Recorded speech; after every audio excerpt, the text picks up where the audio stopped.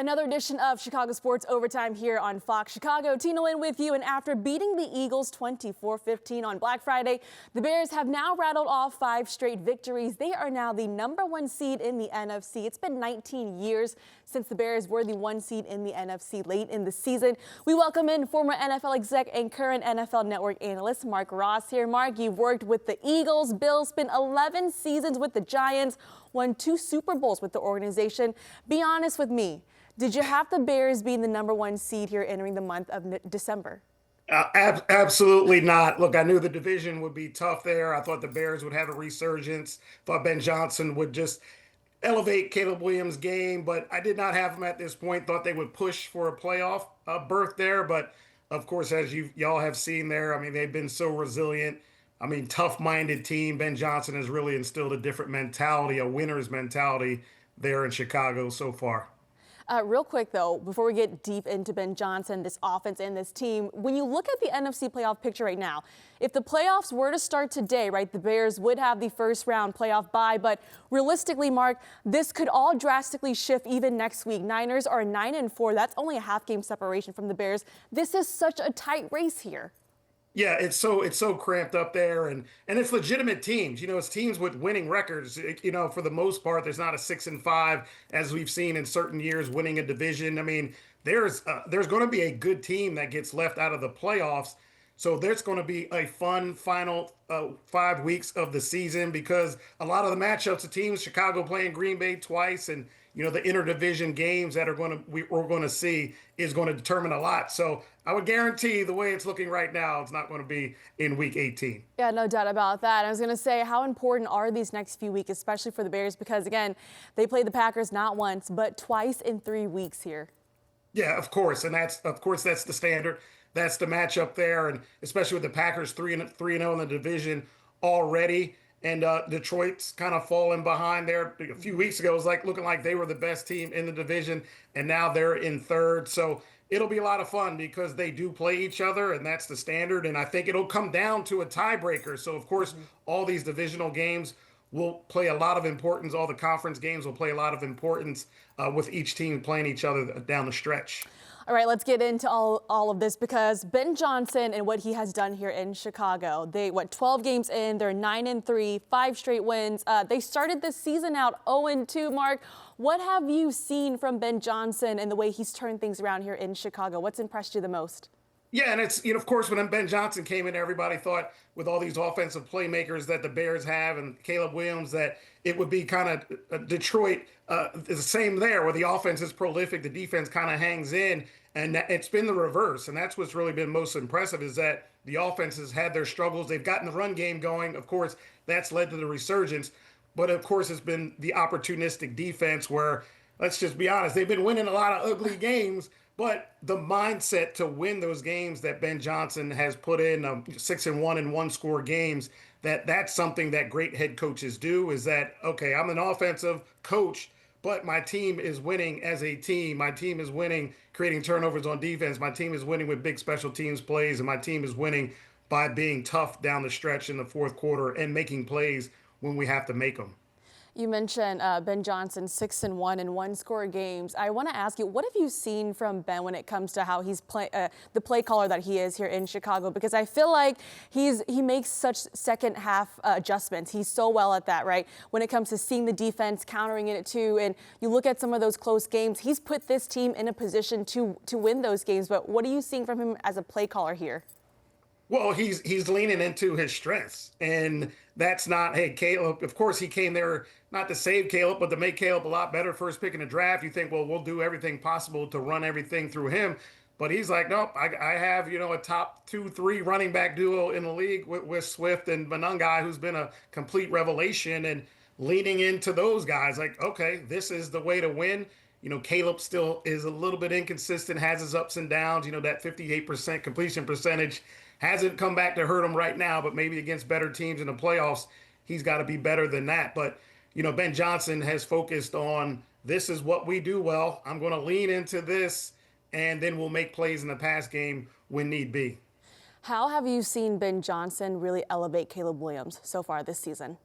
Yeah, I mentioned the completion percentage, but it's really the not the turnovers and the kind of scattered plays he used to have. He's kind of eliminated those. You still see flashes of the Caleb Williams magic with the playmaking, but he's just been a lot more on script, especially early on in games when everything is scripted for him.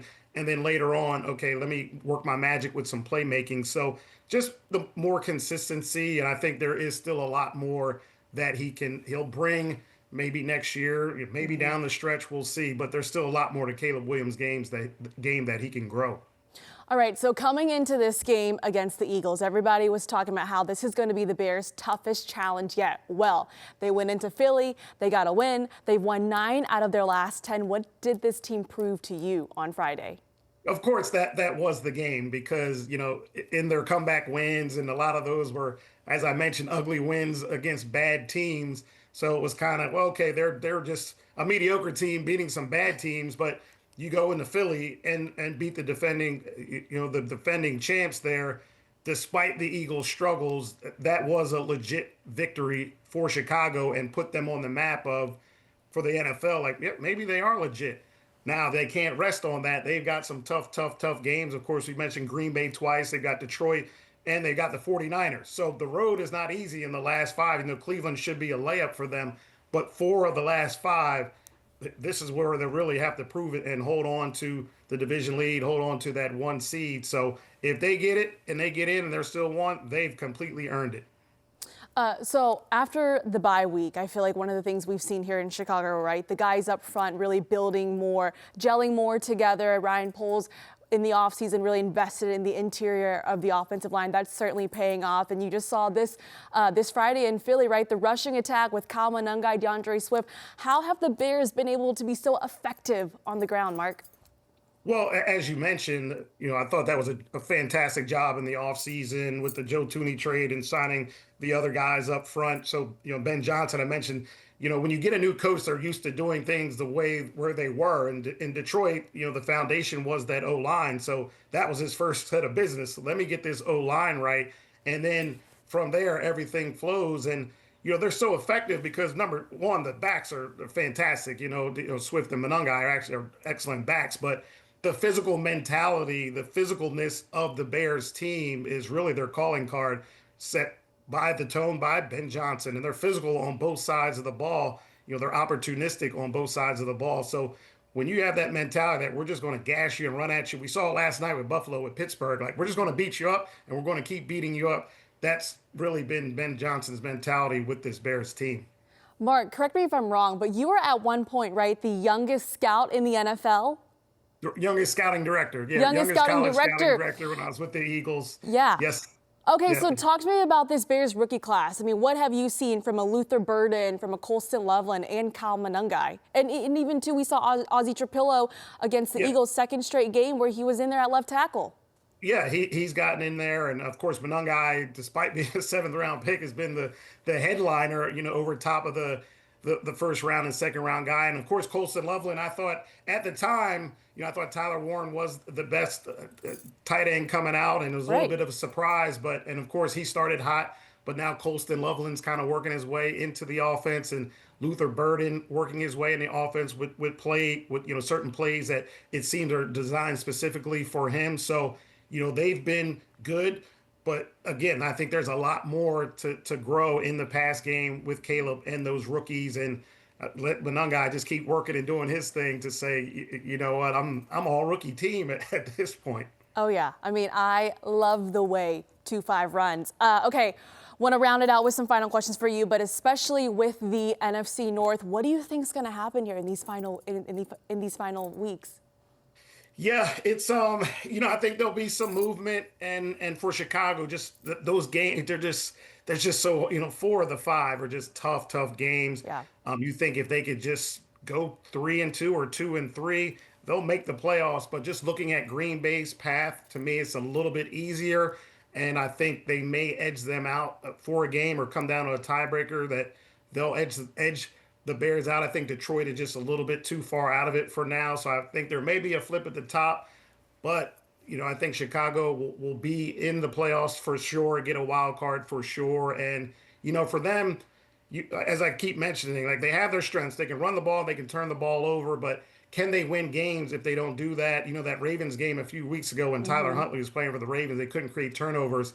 The defense does give up a lot of yards and does give up some points. So if they can just keep relying on their formula, keep creating those turnovers, that's when they really smell blood and get things done. So all in all, they'll be in a good place. I think even if they win a division or don't win a division, make the playoffs, I think it'll be ahead of a lot of people's expectations. And against Green Bay this Sunday, what do you think this game really comes down to?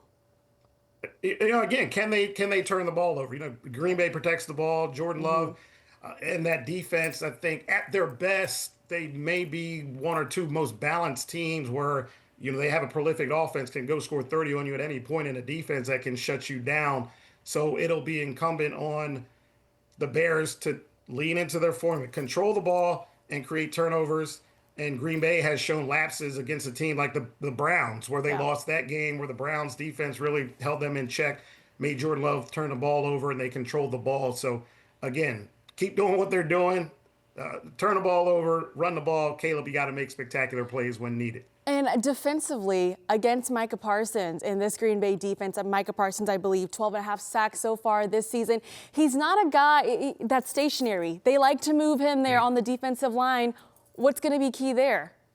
Yeah, and that's what's so hard about defending Micah Parsons, and because you have to game plan for him in so many places, and even when he's not making a sack, he's creating havoc for everybody else. You see Rashawn Gary's having a career year, Devontae Wyatt's having a career year.